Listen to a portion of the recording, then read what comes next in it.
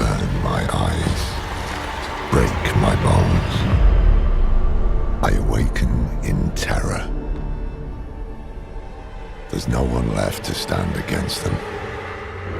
The cannibals were recently revealed as a terrifying new category of foe unique to Diablo 4. And as such, in this video, we will be delving into the cannibals' history, weaponry, and if it exists, the best way to deal with a pack of teeth-gnashing foes who are collectively just waiting to take a big, wet bite out of any unsuspecting adventurer who vaguely resembles fresh meat. So here is everything you need to know of the cannibals in Diablo 4.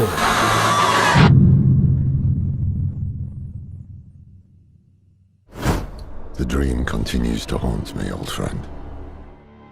Who are the cannibals? Leah Carl Tibb, a Diablo 4 character we're yet to see, wrote of these cannibals: corpses riddled with bite marks, splintered bones scraped clean of marrow, tongues sawed off and eyes gouged out of their skulls. These are the bloody fingerprints the cannibals leave behind, if they leave behind anything at all. No one is certain where they come from, but some legends claim they're a former tribe of barbarians banished from Ariat years ago. Whether their cannibalism led to their exile or developed out of desperation afterward is unknown. The outcasts brought their endless hunger to the dry steppes, and from there spread to the far corners of the world to prey on lonesome caravans and unsuspecting villages. The few who have survived encounters with these butchers share the same stories. They tell of the mad fire that burns in the eyes of all cannibals, of how eating the flesh of their victims in battle only fuels their hunger for more. They whisper of the unlucky souls spared in the attacks, hauled off like livestock for the raiders to pick clean until their next hunt. And then,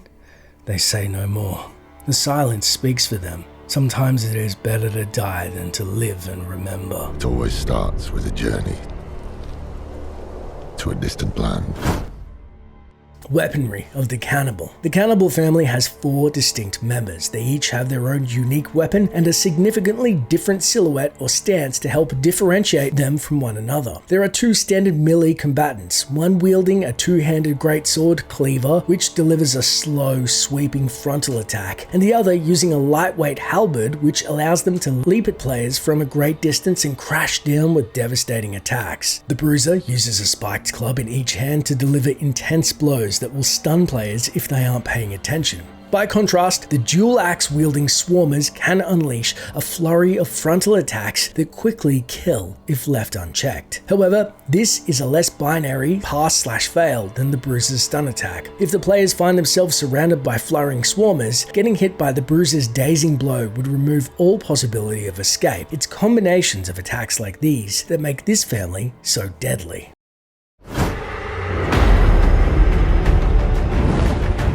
Earlier we explained how different monster archetypes play different roles in an encounter. For example, players who want to efficiently kill ranged monsters will need to learn how to reposition their accompanying melee attackers so that a cleverly dropped area of effect ability will target both clusters of enemies. This makes for interesting on-the-fly decision making, and skilled players will be able to spot the optimal positions for these attacks very quickly. By design, the cannibal family has no ranged units. Instead, they spring at the player with supernatural swiftness.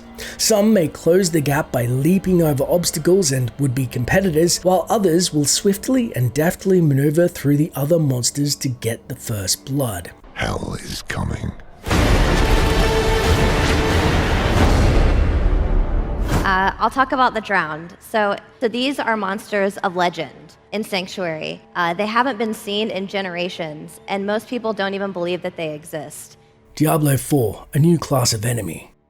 If you had a chance to watch the World and Lore panel during BlizzCon, you learned that monsters in Diablo 4 are classified into families. In the various panels covered were different monster families such as the Fallen, who are returning once again to terrorize Sanctuary, and the Drowned, who are a brand new threat plaguing the shores of the world. Blizzard touched on their story, combat abilities, the regions they inhabit, and how they interact with one another in a meaningful way. In a recent update, senior encounter designer Candace Thomas wrote an article which this information was directly pulled from, giving us an in-depth overview of the new family, the Cannibals. And first, what is a monster family and why does it matter? Candace also stated, before we dive into the specific mechanics of the Cannibal family, let's take a moment to talk about our design philosophy when it comes to monsters in the bestiary of Diablo 3. We classified monsters into broad categories like demons, unholy, undead, humanoid, or wildlife. These monsters served as an anchor to the story by adding to the overall setting and tone, which made the whole game feel complete. In Diablo 4, the vast and seamless world created necessitated a slightly different approach to world building and storytelling. It requires building Sanctuary as a living, breathing character, especially through its creatures, since we have everything from serene ocean cliffsides to the gaping maw of hell itself. What does that mean for the bestiary? Well, to fill those areas and make them feel real, we definitely needed to have more non-aggressive wildlife than in Diablo 3, but never fear, we still have plenty of monsters to fight. Every monster has been reimagined, but in a darker, more gritty art style. We have lovingly handcrafted every creature you'll encounter from the ground up. That includes demons, NPCs, act bosses,